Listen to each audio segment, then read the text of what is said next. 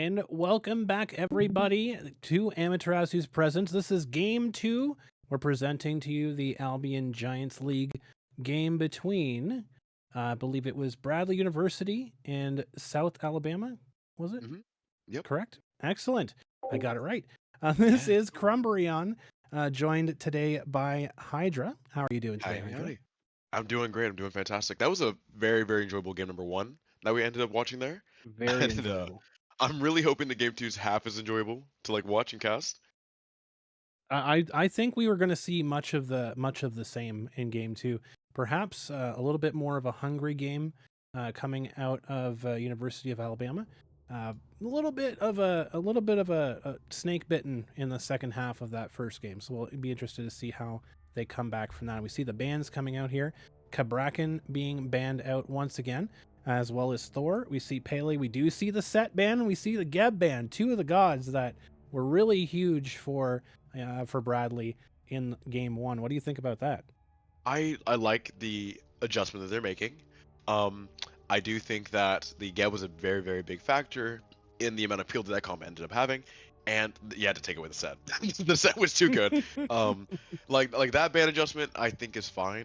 And then again they end up banning away this Ares, so Ares could back end up getting banned. They take away the Ola run.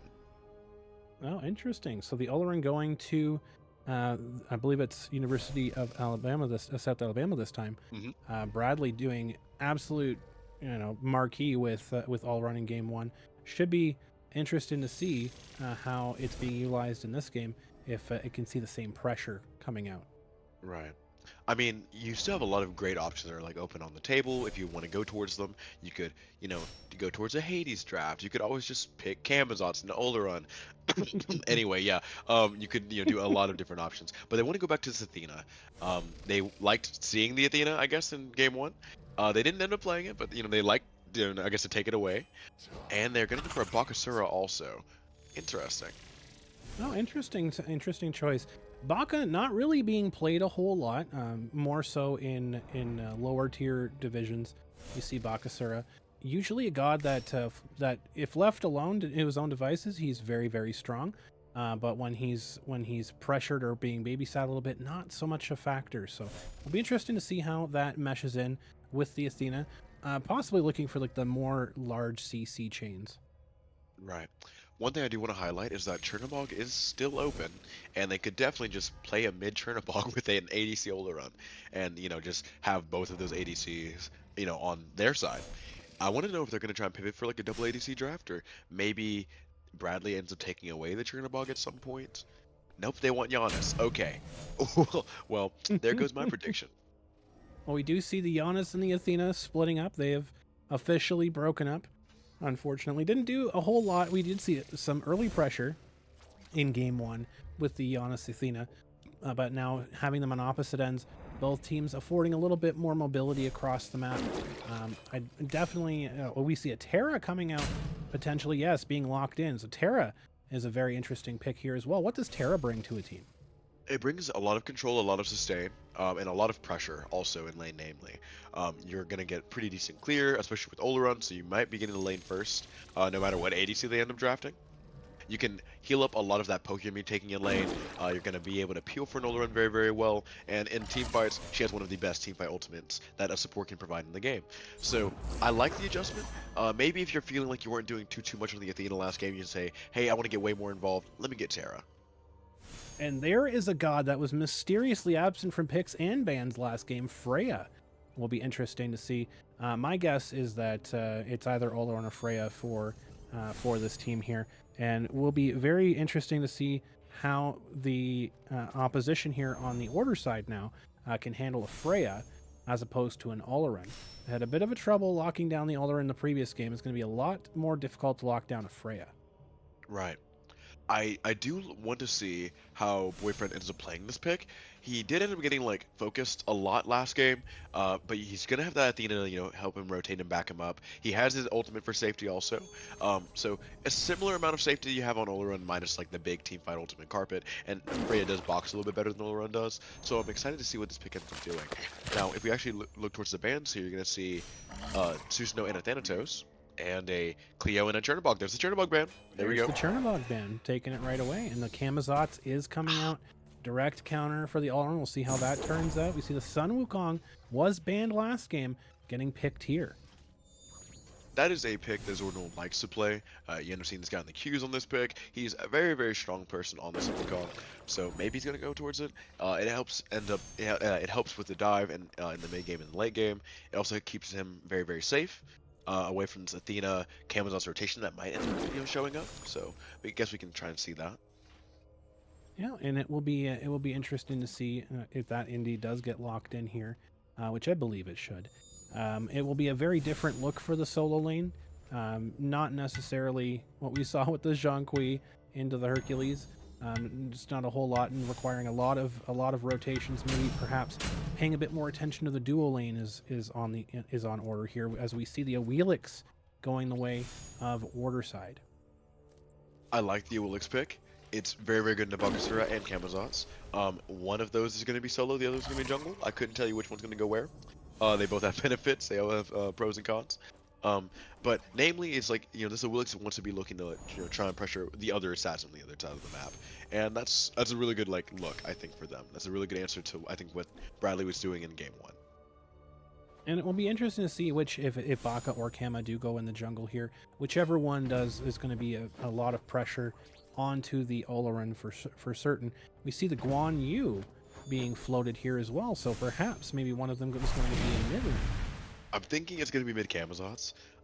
If I remember correctly, that got played today in the SPL, and it didn't look horrible. It looked pretty good. But I do like the Guan Yu answer here. Guan Yu's going to dive Oloran very, very well, but they're going to go away from it to the Shock, maybe. Float on Shock here for a moment. Interesting. I mean, Shock does have good rain chase. He has his CC immune ultimate. He has a pretty good silence. The team fight's pretty strong for it, and they are going to end up going with it instead. I don't hate the pick. I just need to see how it gets pulled off. And it does seem that Chaos is opting for very large AoE type of CC control in the fight, so perhaps that is the game plan here. On the other side, we're going to see a lot of picks. We're going to see a lot of snipes and a lot of potential for one target burst. So we'll have to see how that turns out on the Order side. So what do you think about both of these comps and how they stack up against each other here? I like the Bradley comp. I think it's pretty okay. I like it. It has a lot of cool pieces. I'm really wondering how those are gonna piece together late game. Whereas on the side of South Alabama, I really think that they had a really clear idea of what they want to do with their comp. They want to just have this Giannis hit and run. They want to keep this Olaran alive. They want to try and punish these junglers for trying to dive the Olaran, and I think they do that very, very well. So if I had to give the edge in this comp, this picks and bans face anybody, I think South Alabama may have come out with a better draft. Absolutely. And we saw a better draft last game, and the opposite on the scoreboard. So we'll have to see how it turns out. True, that is so true. Maybe I've cursed them. Maybe they'll lose. Maybe my opinion is all that matters, and that's what decides the game. But I am very excited to see how both of these teams execute both of these comps. Absolutely. Now, in the situation, because the Freya versus Olaran is a very interesting matchup. Now, which god do you believe has the upper hand on the other one in a 1v1 situation? Oh, Freya, 100%. If Olaran ults, Freya ults away, right? If Olaran ults to leave, then Freya just ults to chase. She has a very, very good window to try and kill him. Especially if Athena's constantly over there burning beads, taunting, harassing the Olaran. It's very, very hard for him to live just Freya's pressure in that lane, accompanied by an Athena, because, when Terra's rotating around, Athena can just go back to the Olaran and just hold back over there and pressure him again. Also, you have a Camazotz is going to be over there to, help, confirm a kill that the Freya may not be able to pick up on her own. So you have both of these, characters that are really, really good at diving an Olaran, that are very, very, they can get to him very, very easily. So I said it last game too, but if I'm the Olaran, I'm concerned about who's going to be peeling for me. And there's no Geb on the side of the Olaran this time, so I want to see if he can live. It will be very interesting to see, because with the Olaran on the other side this time, Olaran was protected quite a lot by the team fight. even with the rotations. Kind of got left alone for the first half of the game, so we'll see if that changes here. If Bradley pressure the Olorun a little bit, will be interesting to see exactly how the mid laner plays as well, because they played Set a little bit more active in the jungle than you would normally see a mid laner play, and it's looking like we do have another jungle-esque god being played in mid lane again. Do you see the mid laner on Bradley playing the same sort of similar game that they did with Set? I don't think so. I think they're gonna probably just switch up their playstyle just a little bit. They may try to bully out the Giannis. Maybe they're gonna try to put pressure onto the Giannis in the early and mid game with that Athena dash taunt. Maybe a shock early rotation also as well. We'll see. But I don't see him rotating to like the side lanes very, very early and getting active in that way. Yeah, I could I believe that as well. I think Shock can handle himself a little bit more than what they had set up previously. So we'll have to see how that shakes down. So we'll go back again. What do you think the keys to winning in this game are? We'll start this time with Bradley. What do you think their key to winning in the first 10 minutes would be here? If I'm being so honest, put this Olorin in the dirt at least 3 times. Pre 10 minutes, make his life miserable. You have the comp to do it. You have the tools to do it. I would love to see them get very, very active on the duelist lane side of the map again.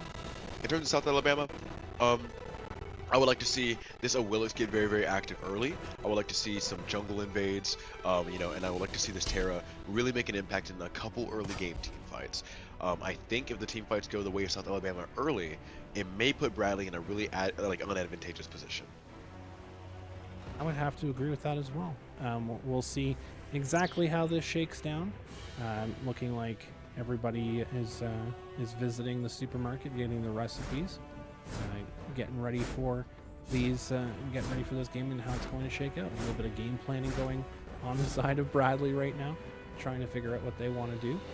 And they're all in the kitchen. They're all figuring out what they want to cook, and I love it. I think that's my favorite part of like season 10 so far is the addition of recipes. It adds a lot of build diversity. I mean, well, I say build diversity. 9 times out of 10, you're going like bow. Maybe the latest buff. Maybe you might see the occasional party punch. And I guess a couple sturdy suits if you don't have mana. But other than that, I really, really like what Bradley's doing here. They're really thinking about how they want to take the early game, how they're positioning, and all of this. I really, really like the amount of thought going into it. Absolutely, and it does. These games do tend to go a bit longer in season 10 with the changes and tweaks to Conquest a little bit more. But we are seeing teams figuring it out, getting the games down under 30 minutes now, almost on almost a semi-regular basis. And we'll be interested to see if as the season goes along, that ends up taking down more kind of streamline that process a little bit more. I do think this is the element not optimal for buffs. In my opinion, I think they would have definitely been able to do so. We have Olorun Terra, she has her cleave autos. You have Olorun being Olorun. He can triple buff kind of by himself anyway. But even without them getting that much pressure at the start, they still end up getting the wave first. They still get to wave first, but if they do pull those 3 buffs, they might actually have been able to pressure the opposite purple and put Bradley on the back foot. But they do end up getting pressure in this lane because the Olorun did start to. We saw the opposite in the previous game. Olorun giving up pressure, starting that 1. So we do see the difference in that wave clear early, as Sun Wukong's putting the pressure on Shock in the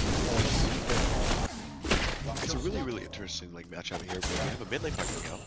A big fight here. A portal saves the Honest's life here as the Baka tried to jump on him, but joined him going through the ceiling there. Not really a whole lot going on, unfortunately. But yes, I'll let you continue. Yeah, no, you're good. This Wukong is being a menace. He's bullying a lot. I think that's gonna really be the name of the game. We don't have a jungle who's really made for punishing a Wukong and having a lot of early pressure early. The Bakasur, he wants to hover around and get as much farm as he can. He's gonna I assume make his way over to the shield buff after those mids. Maybe, yes, that's exactly where he's going. But I do like the amount of pressure that we're about to see here. This Baka is looking for an early gank. Baka's going right to lane here. Meanwhile, we did see a Wheelix taking out the Cannon Bot. looking towards Elix is going late to this Oh rotation, no! but Baka is the one to fall here. Oleron taking out the Baka. Doesn't need Awelix's help. Get out of here, Awelix. Oh no, she's not getting out of this. She's getting in there. She's looping around behind him. They have no idea. They have no idea the knockup. There's the early beads on the Freya. That's going to be punishing as Awelix is smelling blood here, going straight for the Freya. No beads. Freya's down. Awelix taken out with that feather step and going for more here. Awelix chasing down the Athena, but recognizes that the wave is there and it's time for her to go and take some farm for free. That went about as badly for Bradley, no pun intended, as it possibly could have been. That Terra, hitting that stun to save her own life, phenomenal. Shout out to Crimson for that play, by the way. And then, first of all, the Baka getting, stunned with the tower shot and burning his beads, unfortunate. Oh, that's just unlucky, actually. So now this Baka has no way to pressure really any of the lanes because he has no CC immunity anymore until he's, like level 5? So he's going to go just back to power farming.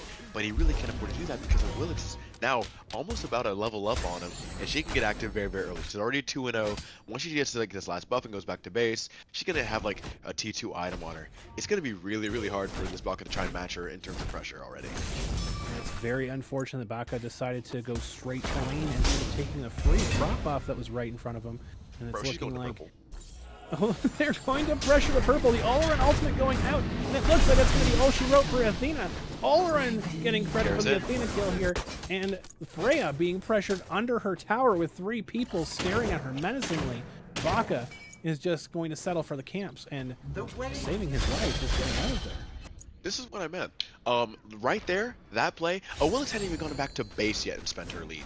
And she's, again, still had that level advantage, that pressure lead. And she says, hey guys, like, I'm full HP, I have my buff, Baka's, behind, we killed him early. Let's just run it there purple. And they do that. They execute on it very, very, very, very well. Yes, excellent. We see the Baka here just showing presence.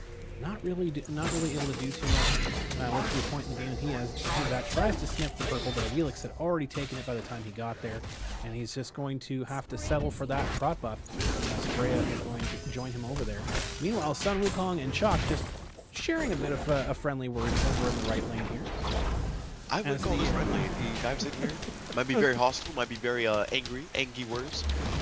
But this Camazotz I do want to highlight also. Just highlighted everything that every mid laner hates about this meta currently. He's like, hey, I'm an assassin. I just kill you, and he just kills the Giannis. And it's not like GeForce played that bad or anything. He just was a mage. He just simply picked a worse class of character for the mid lane right now. This is true, and we see that Baka is taking advantage of the warding situation, knows that Awelix is over in the right lane. Chalk might be falling here, but Baka is walking all around the jungle as Chalk is going to get the Athena ultimate to save him from this gank. Not anything happening on that gank, and Baka is just taking the back camps from Bradley right now. Baka is doing what he needs to be doing right now. It seems like he's power farming. He's trying to not let that early death get him down. But I really wonder how much you can afford to give up in terms of pressure here. You have this Baka that's trying to hit level 20. He has a golden blade on already. He's building gooseberries. He wants to be able to clear very, very quickly. But I wonder how much of this you can let go. I wonder how much he can afford to just keep power farming instead of getting active.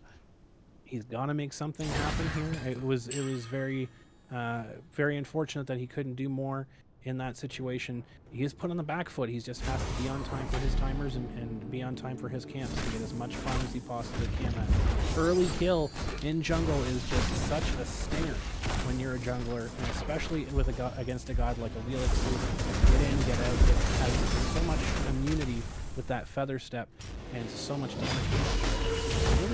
It's really tough when you're playing on the back foot, especially with a late game god like Bakasura. But we're seeing this rotation here. We see the Baka hitting over. The Freya has to ult here, but there's the Bakasura ultimate into the Oleron ultimate, but Bakasura's caught out here, has to jump in slow motion. Barely. His ultimate coming over on the mark. Not able to do too much here except just back everybody off back to the tower. But there's the Awelix ultimate. Oh, gets the beats out of Freya. She is left one shot, but this is just looking like it's going to be Bastion's her to be the only casualty in this team fight. I want to highlight one moment there in that fight, and it's towards the very end there. You call the will exalt, yeah, the Freya beats it, cool. The fact that King Crab threaded the Oleron one perfectly to hit the Freya, and she lived with 12 HP, Mm. tragic. I would have loved to see that get confirmed. But unfortunately, still very, very good coordination from both, South Alabama and Bradley. Bradley had a really good response time to that fight. But again, South Alabama coming out on top. They're occurring this gold lead just passively. They're really pressuring the map here, and that's not what you want to be seeing. But I will say, the Bakasura is now up in levels. He's been power farming him seemingly a lot. You see the Athena patient with that taunt ring, getting ready for the Freya to be in position, not able to capitalize on the CC though. You're just going to have to settle for the wave and bastion. Oleron setting up just a little bit more poke here, throwing some damage out. Going to try and defend against the minion wave, but hapless as Freya Athena are going to take down his bastions in return. Yeah, if that whoop's just like a little bit like, well, if the whoop connects, there's a world where he dies. Maybe. It's still not even like, it's not a confirmed kill there, but we might have a confirmed kill over here in the right lane. And Shock up. He throws down that hammer, silences around. Athena is coming over to help out. We have a 3v2 suddenly, and Camazotz ults up, but nothing in return there. So 3 ultimates down on the side of Bradley in response of absolutely nothing coming out on South Alabama. I think that's a win for South Alabama in that one. Yeah, no, you definitely love that for South Alabama. You committed really nothing except your time and your energy to ganking that solo lane, and what do you get out of it? A Shock ult, a Athena ult, and a Crumbreon ult. But here's what I was talking about, this Freya being able to answer back that Oleron ult. Yes, we do see that ultimate there. There's the whoop, and here could be a confirm. Now, Oleron doing big damage to the Freya here, my apologies. We see the Giannis ultimate coming out, but 3v1, this Freya is not getting left alone. Not a moment to breathe. South Alabama is all over her right now. See, that's a moment where you're over here like, man, I really wish I had an Athena ult right now. I wish I did an Athena ult over to a solo laner and, like, save his life. In that sense there, it feels bad, but you're not too upset about how the trade went if you're the Freya there. Looking for a boyfriend was just looking for a little bit more damage there in that fight. Once that build gets online a little bit more, like once those builds are like a little bit less even, the Collider proc is gonna help help in that trade a lot more. Absolutely, being down a level right there for Freya did hurt in that situation. We see the Bakasura ultimate going out on the Oleron. Knows that Oleron's ultimate is down, has no answer here. He's going to retreat back to the tower. Is Bakasura going to be daring enough? No, he's just going to settle this. Knows that the Giannis is rotating over. Knows that his team is on the prop up, so he's going to go back, collapse with his team, back away from that Terra, and just kind of do the damage and get out. Yeah, see, if I'm the Bakasura there, I'm over here like, man, I really wish my Hasten was, like, built right now. Because, again, he had the damage where he just, barely, like, got out of the range. The Oleron was just a little too quick. It might be Hasten, it might be Serrated. I'm not quite sure yet. But if he has Hasten there, he kills him. There's the whoop.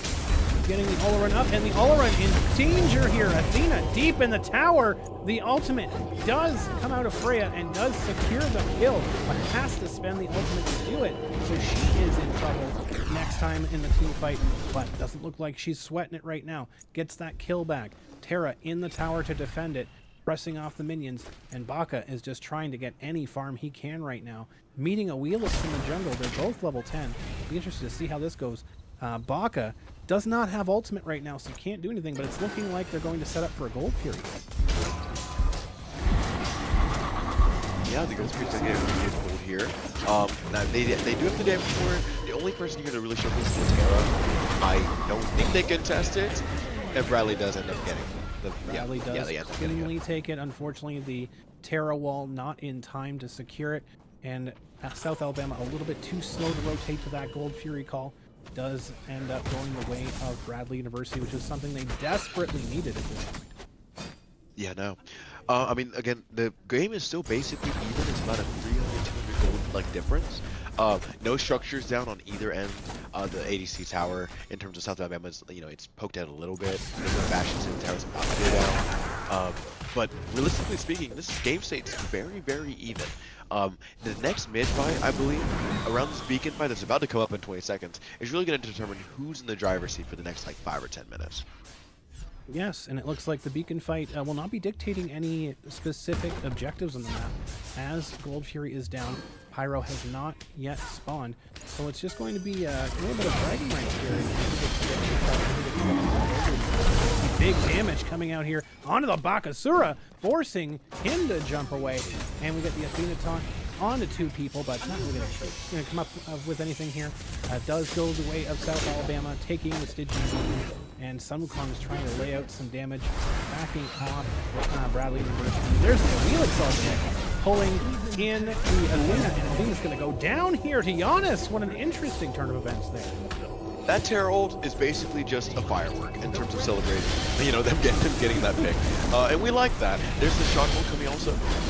Shock ult, yes. It looks like just a zone a little bit here as Bradley University is kind of a little bit scattered. Leaving the Bakasura alone in the backline within two people. Doesn't get punished. Go. I love it. Goodness. Here comes the Athena ultimate marching right down. Sun Wukong, big damage on the chalk though, forces him back out of that fight. And now, South Alabama pressing on the gas here. And they are pushing up hard. Big fight, and oh my goodness, everyone's so low health, but we finally get one kill. Not even in this fight, in the duel lane. Oh my goodness, Oleron takes out Freya. In the 2-minute long mid fight, you know, as the health was being traded, King Crab just says, "Hey, let me solo you real quick," and it just does it, just off camera. You know, I mean, like that's the definition of just getting, you just got soloed, man. Like I'm sorry. You know, in terms of, you know, being Freya, no one could come help you because everyone else was so preoccupied not dying in mid lane. You know, like in their damage going back and forth. You know, in terms of that, like I don't know. Like, what an enjoyable fight. I'm happy. It was unbelievable to see 8 health bars so low and only one person who wasn't even a part of the fight died. Yeah, literally. I think that might be the goofiest part about the fight is, like, again, like, you know, resources are being burned, ults are being traded, people are coming in and out of this fight, and then Oleron just says, hey guys, I'm here, and then just soloing the Freya. So, ladies and gentlemen, we got him with a mic drop on the Freya, and that's the only kill to come out of that team fight. That wasn't even a part of the major one going on today. Looks like the mid-harpies, though, the oracles are going to go the way of Bradley University. Baka's still focusing farm here, just trying to scratch and claw anything that he can get away here. Setting up another fight here. Terra all alone. Does have 2 teammates watching her on the back line, but not really looking to engage on this fight right now. Well, South Alabama has built up a small gold lead, about 2K, deep, more like 1.5K. The only thing that, they really have in terms of like an actual lead though on the map though is pressure. They don't have a huge XP lead. There's about, the 2-level gap in the ADC lane, but let's just ignore that for now. But everywhere else is still pretty even or down. Gold is up in their favor barely. But again, XP is like barely in their favor. This Oleron is just not being contested. He's kind of just getting a free ticket to the late game, and that's kind of what you don't want. It's true. As you see, the call is Oni Fury here coming for South Alabama, knowing that Bradley was not really in any position to contest here. Bradley settles for the Pyromancer. Kamazots does have to ult to get out of that bad situation, as South Alabama is just going right back to the mid lane. Group up for this. I like the call to split that, but we have a fight that might be splitting my attention, actually. Big fight. Giannis ultimate coming out. Terra ultimate coming out onto the Athena as well. But might just be for now. Might just be to poke them out so that they can get a free mid lane right here. And meanwhile, Oleron just dominating on the left side. Freya does whoop, but is not able to do anything because she just doesn't have any minions to press on the Oleron. They're all dead.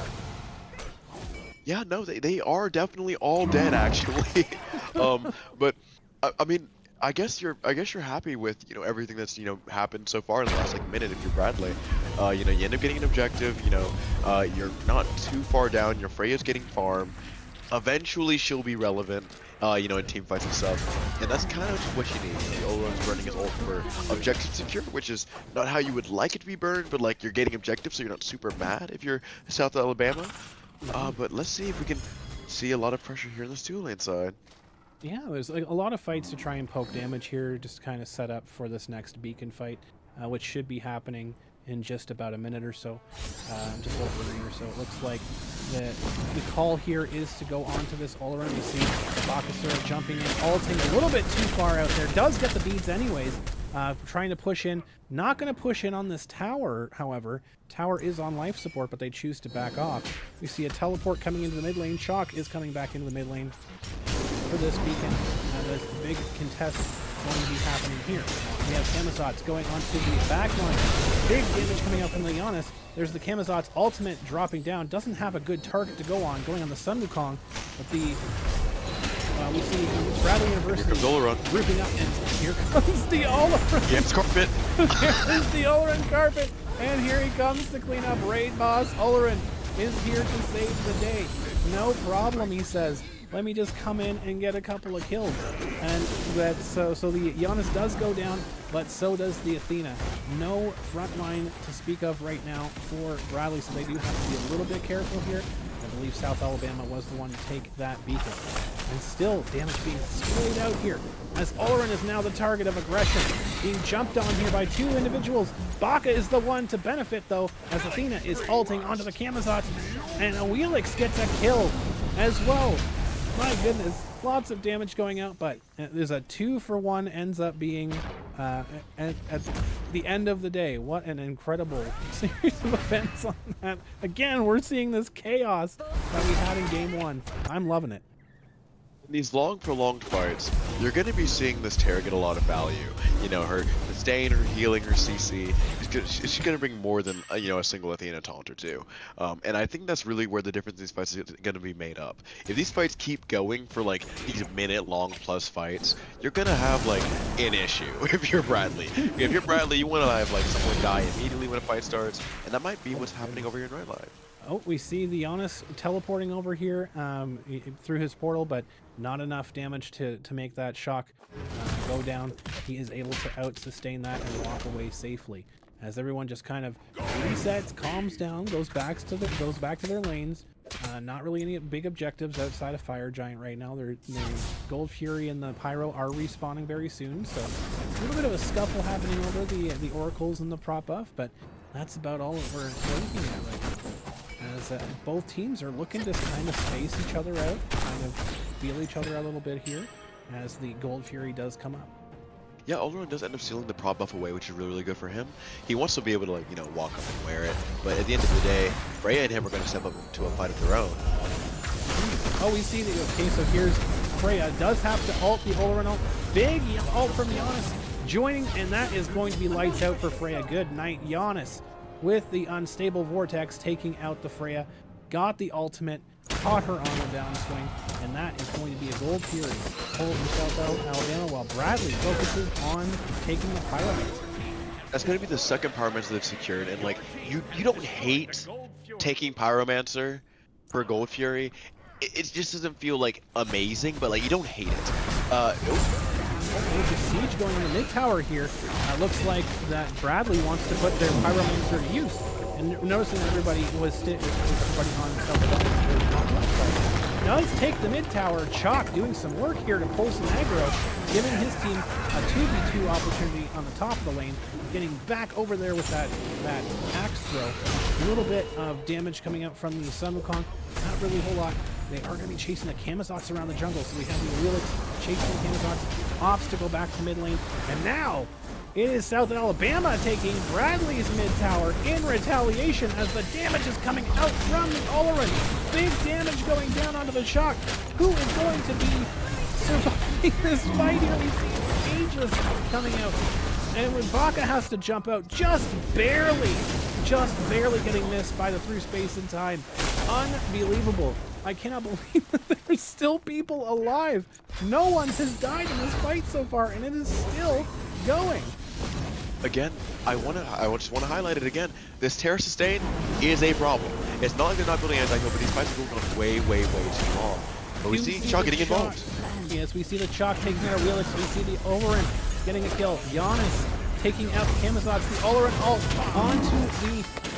onto the Freya, but Bakasura on the backside takes out Sun Wukong. Just absolutely sweat smacking back and forth. Chalk is in danger here. Left all alone, goes through the portal. It should be putting him down. But no, he ends up juking the ankles clean off of South Alabama with that axe throw. Incredibly clutch. Able to get out alive somehow. If I'm Alabama, I'm still happy. You burned Freya's ult and both the relics on Olaran just walking forward and burning his carpet. Olaran does have relics for about, about 90 seconds each on both. And Freya's going to be out a little bit longer than that, about 40 seconds more than that. But I mean, honestly, in terms of like the way that these fights are going, like one more like Giannis ult clip somebody, or like one more auto lands on someone else, and you end up like wiping 2 or 3 more people in all of these fights. And that's not a bad position to be in. Every fight so far in this game has left people at 1 HP, and there is so many people that have just been left alive by sheer miracle. It is impressive to see. As we see, Bradley University is going to be taking the Stygian Beacon, likely unopposed here. One of the least interesting beacons that we've seen taken so far in the game. Yeah. Every one of these has always been a very interesting situation. As we see, Bradley going to be setting up for a team fight, marching down mid as Freya is backing, safely taking that tier 1 tower in left. And they're going to be looking like they're going to be setting up possibly for a fire giant call here. I don't hate the idea to try and pull for fire here. I mean, both ADCs are basically like even in terms of like level, in terms of build. Minus like the Olaran selling his recipe. He's done cooking for a minute, and he's gonna go for that T2 level assuming Tahuti. As we see a big fight here being pressed by South Alabama, going in, we get the Camazotz ultimate out. We get the Bakasura ultimate out in response, but Bakasura is gonna get shredded and blown up by the Olaran. Meanwhile, the tier 2 in mid goes down. Interesting. So we're going to see South Alabama setting up on this fire giant. It does look like they are pulling it. The Phoenix push might have to be on hold here. We do see the Sun Wukong back to stop that Phoenix push, but it's looking like South Alabama is going to be taking the fire giant. The Olaran ult does go out, and South Alabama does take the fire giant as Athena does fall to a Wheelix. Camazotz not able to escape either, and it's looking like this could be danger for the Freya and Shock in mid. They are gonna get pinched. They are already like between a rock and a hard place. The Shock is dead, and they're chasing. Oh, not this time. Actually getting chased. They knew he was going to do something, and they sniffed that out right away as the Wheelix goes down. That is basically a deicide. The Bakasura was down for that entire fight, just came back at the end of it. But this is going to be a free gold fury for South Alabama. Not just a free gold fury. The third free gold fury of the match, actually. Again, Bradley's been prioritizing these pyromancer fights instead. They've burned both the bombs also, by the way, in some point. I wonder what the comms were like for them to try and communicate to say, like, hey guys, let's go for a mid Phoenix. Well, the Titan's not even in the base, by the way. And the Titans are pushing up in right. And the entire team is also right next to the fire giant. I want to know what the thought process was there. It's a very dicey call, and it ended up costing them a decent on that, unfortunately, and it's looking like it might get them all of their towers here as well. But they do end up taking down the Terra. Bakasura able to take out the Terra, but not before the mid tower falls, so that's 2 tier 2s off of that. If you're South Alabama, what's going through your mind right now? Hey guys, I think they're afraid of us. Let's kill this pyromancer. That's exactly what's going through my head if I'm standing next to this Olaran. Olaran just got his ultimate back up, he has both relics up. There's really no scenario right now where he gets dove on top of and is in danger. He's going to go back to base, he may buy his upgraded relics here, and I was wrong by the way, he didn't go to Hood, he went Karen's coin. Last item, he went Karen's coin. Okay. Interesting choice. Interesting. I mean, it's going to give you that percentage pen. You have Typhons for 20, you have coin for 20, you have demo grip for, overcapping, I guess, over that 40% pen. I don't hate it. So we see the Wheelix is going to try and take the tier 2, or sorry, back up to the tier 2. Not really going to be able to do anything down there. Tried to save the tier 1, my mistake, and the Baka did take it. but just kind of getting anything that they can out of here. Athena is level 16, so she is one level behind the Terra right now, trying to farm up wherever she can. Get your Athena back into this. Try to get her upgraded starter. That could make a difference in the fight, as we see. Big rotation here on the right lane. Lots of people marching down right. Looks like the call is to go for that last standing tower with the remains of the fire giant. So it looks like they might be pressing on that, while Bradley is trying to do anything at all other than stop them from doing that at the moment. Not sure about that call, but we do have 4 people pressing on the tier 2. That should fall easily. It'll be interesting to see if anybody backs to defend this Phoenix, but the call might be press for Phoenixes here. We do see Baka and Lewis Amazon, yes, going for the mid Phoenix, and they end up taking it. But Hamazot's pays with his life as the tier 2 in left goes down. And meanwhile, in right lane, the right Phoenix goes down, and the call is going on to the Titan. They're looking, so we have South Alabama trying to end the game here. The Titan's down at half health, but Freya takes out the Awilic. Big fight on this Titan. Lots of damage coming out. Focusing on they have the damage. And they might have the damage. They focus the Titan. What are they doing? If they focus the Titan, killed him. It is over. They did it. They didn't. Incredible. Okay. I'm speechless. I mean, GG to South Alabama. Wow. If I'm Bradley there, I don't even know if I'm angry. I don't know if I'm sad. I don't know if I'm emotional. I don't know if I'm hungry. I don't know how I'd be feeling after a game like that. But I definitely know at least one thing. After that game, I'm going back to the drawing board on my draft. Something here did not work, and you need to identify what it was. At least in my opinion, in both games, this Athena has not seemed like it's gotten a ton of value. It seems like both teams are very, very comfortable punishing the initiations this Athena gives. But I mean, also I guess this Oleron in both teams' hands has just looked so dominant. Maybe you just take it off the board. And I would have to agree. The Freya definitely looked out of place after looking more dominant in game 1. Freya looking for a boyfriend, looking a little bit lost, a little bit playing catch up the entire game, and that might have been because of South Alabama's pressure that they pushed on that Freya all game long. You don't want to let her get comfortable, and I think that they didn't. I think they kept the foot on the pedal the entire time with some very interesting calls. And it just seemed like Bradley in game 2 was just so out of sorts, so disconnected, perhaps a little bit of broken comms, not really knowing where to go or what to do. So maybe they need that global presence to work for them. In game 1, they didn't need it as much. They were much more a unit than South Alabama, but it definitely seemed that first game loss put a fire into South Alabama. And what a turnaround that was. Well, again, I mean, I think both teams, they're playing very, very well in terms in general tonight. But I really, really want to know, like, how Bradley's going to bounce back in game 3 from this. They had a really, really solid comp game 1. They got it, basically banned out, honestly, in game 2. So I wonder if they have anything up their sleeve for game 3. I want to see how they're able to answer this. But I think we're going to be able to get that answer once we get to game 3. Absolutely. Will be interesting to see what bans come out if the Oleron does make it to a game 3 after being dominant in both sides. We'll have to check right after this break.